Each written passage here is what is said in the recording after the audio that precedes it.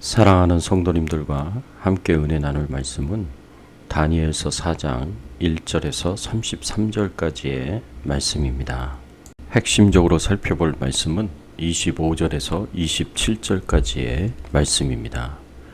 왕이 사람에게서 쫓겨나서 들짐승과 함께 살며 소처럼 풀을 먹으며 하늘 이슬에 젖을 것이요 이와 같이 7대를 지낼 것이라. 그때에 지극히 높으신 이가 사람의 나라를 다스리시며 자기 뜻대로 그것을 누구에게든지 주시는 줄을 아시리이다. 또 그들이 그 나무 뿌리에 그루터기를 남겨두라 하였은즉 하나님이 다스리시는 줄을 왕이 깨달은 후에야 왕의 나라가 견고하리이다. 그런즉 왕이여 내가 아뢰는 것을 받으시고 공의를 행함으로 죄를 사하고 가난한 자를 긍휼히 여김으로 죄악을 사하소서. 그리하시면 왕의 평안함이 혹시 장구하리이다 하니라. 오늘 말씀을 통해서 우리가 생각해 봐야 할 주제는 하나님 앞에 교만한 결과가 무엇인가입니다. 오늘 본문이 기록된 4장의 말씀에 보면 느부갓네살의 두 번째 꿈을 꾸는 것을 보게 됩니다. 하나님께서는 이 두 번째 꿈을 통해서 하나님의 뜻을 계시하십니다. 이 꿈의 내용을 간략하게 소개하자면 이렇습니다. 땅 중앙에는 아주 높이 자란 한 나무가 있었는데 그 나무의 잎사귀와 열매가 매우 풍성했습니다. 온갖 짐승들과 사람이 거기서 많은 유익을 얻었습니다. 그런데 하늘에서 내려온 거룩한 자가 그 나무를 베고 가지와 잎사귀와 열매를 베어버리고 그곳에 유익을 얻는 짐승들을 모두 내어 쫓으라고 명령합니다. 그루터기만 남은 채 이 나무는 이렇게 7회를 지나야 했다는 것이 꿈의 내용이었습니다. 그런데 첫 번째 꿈과 같이 이 꿈의 내용을 해석할 사람이 아무도 없었습니다. 그래서 다니엘이 그 꿈의 내용을 해석합니다. 그 꿈의 의미는 이렇습니다. 그 꿈에 나오는 아주 높이 자란 큰 나무는 느부갓네살 왕을 가리킵니다. 느부갓네살은 그 나무와 같이 그 권세가 자라서 견고하여지고 창대하여질 것이나 곧 그 자리에서 쫓겨나 짐승과 같은 생활을 7년 동안 하게 될 것이라는 말입니다. 7년이 지난 이후에야 다시 그 권세를 찾게 될 것이라는 의미입니다. 이것이 다니엘이 해석한 꿈의 의미였습니다. 다니엘은 이렇게 꿈의 내용을 해석하여 주면서 하나님께서 이 꿈을 주신 목적도 역시 느부갓네살에게 말해줍니다. 25절의 말씀에 보면 그때에 지극히 높으신 이가 사람 나라를 다스리시며 자기 뜻대로 그것을 누구에게든지 주시는 줄을 아시리이다. 또 26절의 말씀에도 보면 하나님이 다스리시는 줄을 왕이 깨달은 후에야 왕의 나라가 견고하리이다. 이 꿈을 통해서 다니엘에게 주신 하나님의 교훈은 그리고 목적은 첫 번째로 이 꿈의 목적, 교훈은 인간 나라를 다스리는 분이 하나님이심을 알게 하기 위해서입니다.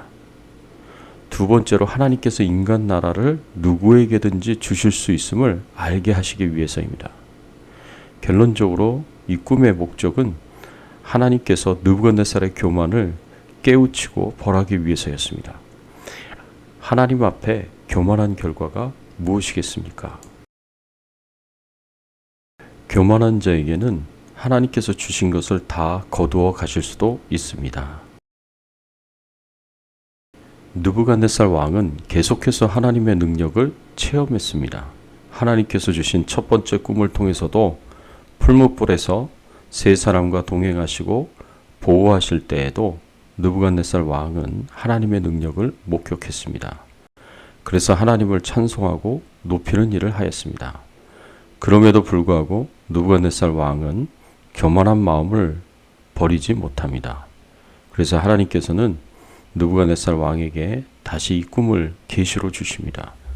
하나님께서는 그 꿈을 통해서 인간 나라를 다스리는 자는 느부갓네살 왕 자신이 아니라 하나님이심을 가르치십니다.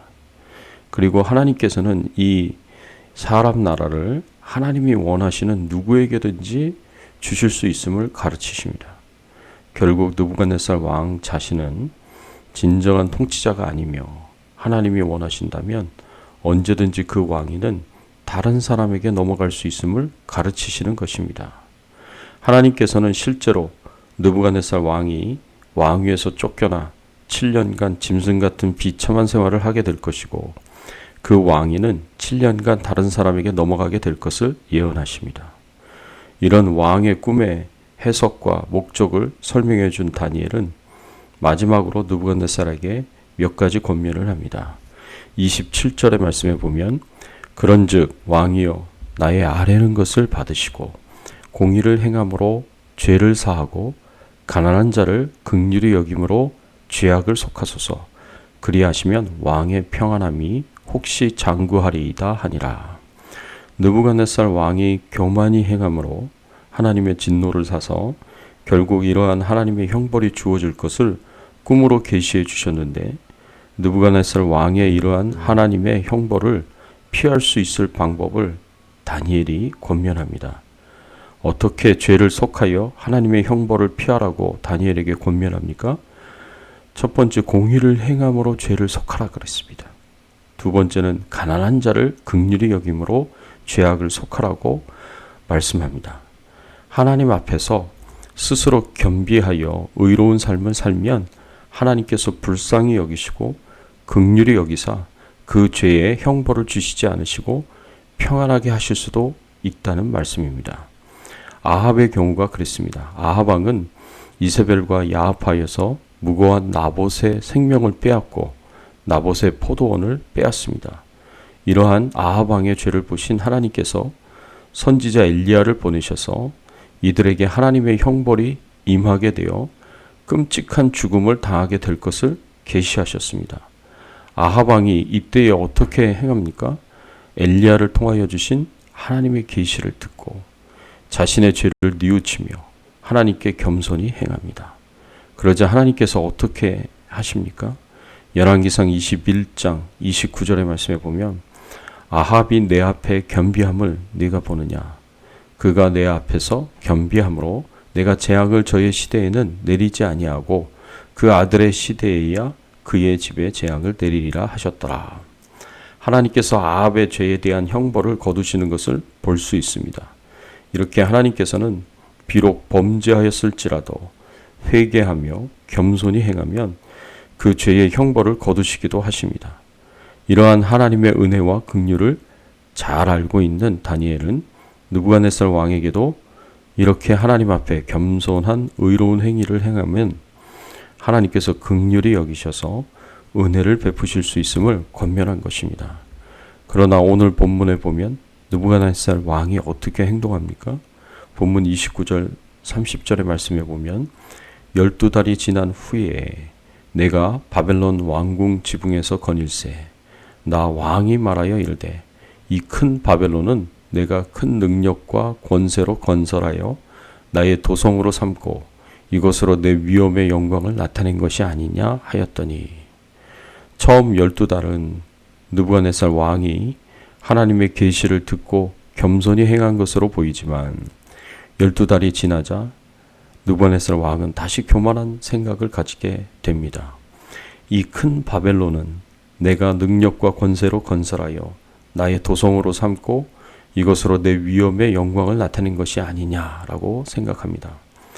누가 이 큰 바벨론을 건설했다고 하였습니까?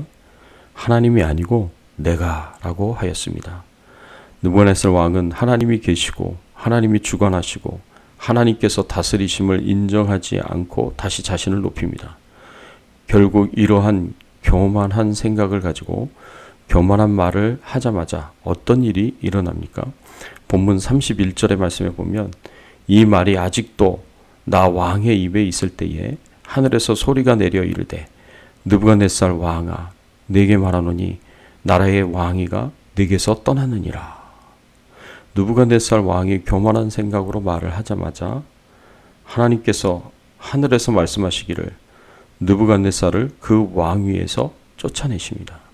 그리고 느부갓네살에게 계시하신 그 말씀을 그대로 다 행하시는 것을 볼 수 있습니다. 지금까지 우리는 느부갓네살 왕에 대한 다니엘서의 이야기를 보면 한 가지 중요한 사실을 발견하게 됩니다. 그 중요한 사실은 하나님께서 계속해서 느부갓네살 왕의 교만을 지적하셨고 교훈하셨으며 결국에는 그 교만에 대한 형벌을 주셨다는 것입니다. 하나님께서는 첫 번째 꿈을 통해서는 하나님께서 인류 역사의 주관자라는 사실을 계시하심으로 느부갓네살 왕이 겸손할 것을 교훈하셨고, 풀무불의 기적을 통해서도 역시 하나님께서 헤아릴 수 없는 능력과 권세를 가지신 분이심을 목격하게 하심으로 겸손할 것을 역시 교훈하셨습니다. 오늘 본문에서는 두 번째 꿈을 통해서 하나님께서 세상 나라를 다스리고 원하는 자에게 그 왕위를 주신다는 것을 계시하심으로 역시 느부갓네살 왕에게 겸손할 것을 교훈하셨습니다. 그럼에도 불구하고 겸손하지 못한 느부갓네살 왕은 하나님의 형벌을 받고 성경의 역사에서 더 이상 등장하지 못하고 사라집니다. 사랑하는 성도 여러분, 지혜로운 자녀는 맞고 나서 바꾸지 않고 맞기 전에 바꿉니다. 우리는 하나님의 오래 참으심이 언제 끝날지 모릅니다. 내가 교만하게 행동하는데도, 내가 계속 죄를 짓고 있는데도 하나님께서 아무 말씀도 하시지 않으시고 특별한 형벌도 없다고 해서 안심하고 계속 죄짓지 말아야 합니다. 우리는 언제 하나님의 인내가 끝날지 모릅니다. 하나님의 인내가 끝나는 그때에 우리가 아무리 후회할지라도 이미 늦어버립니다. 우리 인생을 주관하시는 분이 하나님이시고 축복을 주관하시는 분이 하나님이심을 가르치시기 위해서 우리에게 어떤 형벌을 주실지 모릅니다. 우리는 하나님을 향하여 두려운 마음을 가져야 합니다. 부디 우리 성도님들은 느부갓네살 왕의 길을 걷지 마시고 모든 죄에서 떠나 온전하여 주님을 기쁘시게 하는 성도님들이 되시기를 예수님의 이름으로 축원합니다. 함께 기도하겠습니다. 하나님 감사합니다. 오늘 말씀을 통해서 교만의 결과가 하나님께서 주신 것을 다 걷어가실 수 있다라는 것을 알게 하여 주시고 깨닫게 하여 주시니 감사드립니다.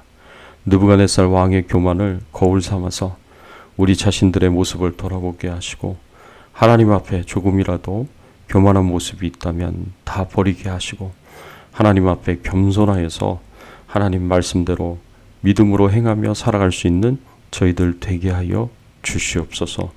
오늘 하루도 동행하여 주시고 우리의 모든 삶을 통하여 하나님께 영광을 돌리는 하루의 삶이 되기를 간절히 소원하오며 예수 그리스도의 이름으로 기도드리옵나이다.